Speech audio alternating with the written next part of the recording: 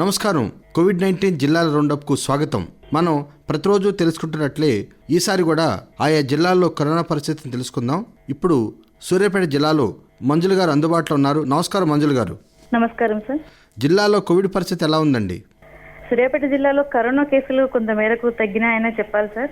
నియంత్రణలోనే ఉంది. గతంతో పోలిస్తే కరోనా విస్తరణ బాగా తగ్గింది. అన్లాక్ 5 తర్వాత ప్రజలు సాధారణ జీవన విధానానికి వచ్చారు. 3 నియమాలైన మాస్క్ ధరించడం, సామాజిక దూరం పాటించడం, తరచూ చేతులు కడుక్కోవడం లాంటివి చేస్తూ తగు జాగ్రత్తలు తీసుకుంటున్నారు. అక్టోబర్ నెలలో 2723 కేసులు నమోదు కాగా నవంబర్ నెలలో పండుగలు వచ్చినప్పటికీ కూడా ప్రజలు జాగ్రత్తలు పాటించడంతో 1116 కేసులు మాత్రమే నమోదయ్యాయి. మరణాల సంఖ్య చెప్పాలంటే బాగా తగ్గింది. వెంటిలేషన్ పై 5 మాత్రమే ఉండగా కేవలం 1 మరణించారు సార్. సరేనండి, మరి ఈ కరోనా వ్యాప్తిని అడ్డుకోవడానికి అధికారులు ఎలాంటి చర్యలు తీసుకుంటున్నారు?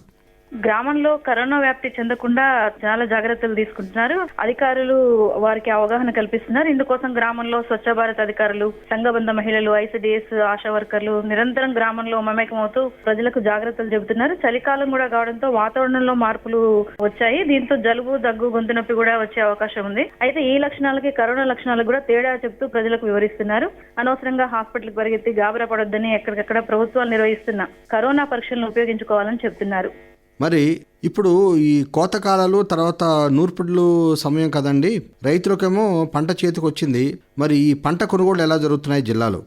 నియంత్రిత సాగు విధానం అమల్లోకి వచ్చినందున రైతులు దొడ్డు బియ్యంతో పాటు సన్న బియ్యాన్ని కూడా ఈసారి బాగా పండించారు. అయితే ప్రభుత్వం కొనుగోలు చేయడంలో కొంచెం ఆలస్యం కావడంతో జిల్లాలో కొంత ఆందోళనలు జరిగాయి. ఆ తర్వాత జిల్లా మంత్రి జగదీశ్వర్ రెడ్డి గారి చొరవతో ప్రత్యేకంగా సన్నాలు కొనుగోలుకు కేంద్రాలను రాష్ట్ర ప్రభుత్వం అనుమతి ఇవ్వడంతో సద్దుమణిగింది సమస్య. మొత్తం జిల్లాలో 9.49 లక్షల మెట్రిక్ టన్నుల ధాన్యం దిగుబడి రావచ్చని అధికారులు భావిస్తున్నారు. సన్న బియ్యాన్ని ఐకేపీ కేంద్రాల్లో కొనుగోలు చేసే అవకాశం లేనందున రైసు మిల్లుల వద్ద రైతులు క్యూ కట్టారు.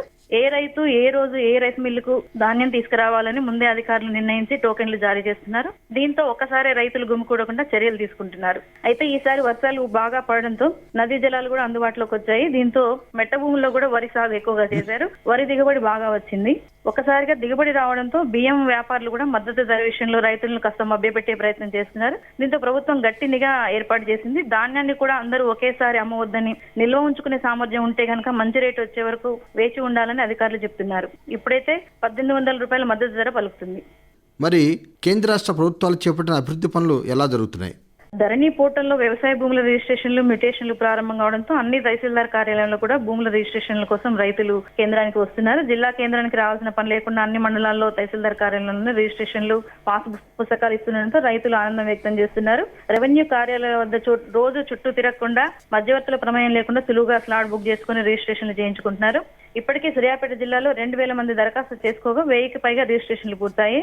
మరోవైపు ఉపాధి హామీ పనుల్లో భాగంగా గ్రామాల్లో పల్లె ప్రకృతి వనాలు, నర్సరీల ఏర్పాటు, రైతు వేదికల నిర్మాణాలు జోరుగా సాగుతున్నాయి సార్. సరేనండి, మరి ఈ మధ్య మనం అనేక పండుగలు జరుపుకున్నాం. దసరా, దీపావళి, తర్వాత బతుకమ్మ పండుగ, ఇలాంటివన్నీ జరుపుకున్నాం కదా. ఈ పండుగలను జిల్లాలో ప్రజలు ఎలా జరుపుకున్నారు?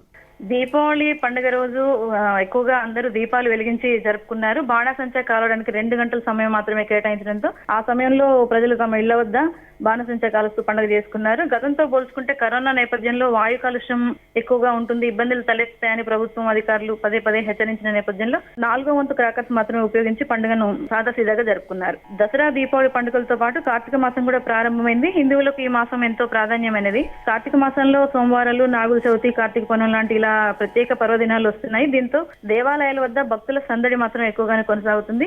అటు పెళ్లిళ్లకు కూడా ముహూర్తాలు ఈ నెలలోనే ఉండటం, తర్వాత లేకపోవడంతో జనరద్దీ బాగా పెరిగింది. పట్టణాల్లో వ్యాపార సముదాయాల సందడి కూడా నెలకొంది. కొనుగోళ్లు పెరిగాయి. ఇప్పటి వరకు ఇంటికే పరిమితమైన మహిళలు పండుగలు, పెళ్లిళ్ల పేరుతో ఎక్కువగా బయటకు వస్తున్నారు.